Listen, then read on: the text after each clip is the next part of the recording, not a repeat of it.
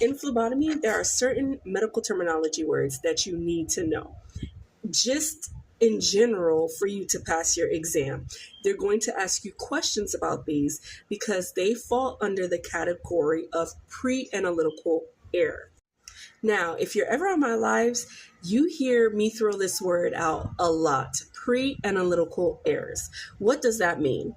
It means that the phlebotomist did something before sending out that sample, whether it was mislabeled, whether the sample has been hemolyzed, something to do with the tourniquet, something happened to the patient, something happened with that sample before it was sent off to the lab.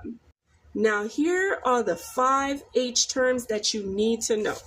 Okay, here it is. Hopefully you guys can see it. The first one is hemoconcentration. Hemoconcentration. What is it? Let's write it down together. The definition of hemoconcentration is the abnormal ratio value between plasma and formed elements. Remember, formed elements are your red blood cells, white blood cells, and your platelets. Erythrocytes, leukocytes, and thrombocytes.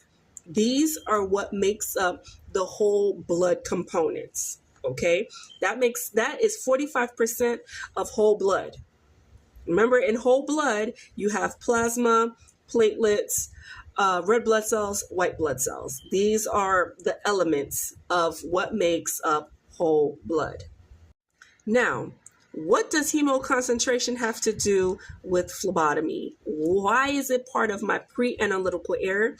It has everything to do with your tourniquet, okay? So whenever they ask you a question, how can you prevent hemoconcentration? The first thing that they're going to go to is the tourniquet being on way too long. So make that make sense.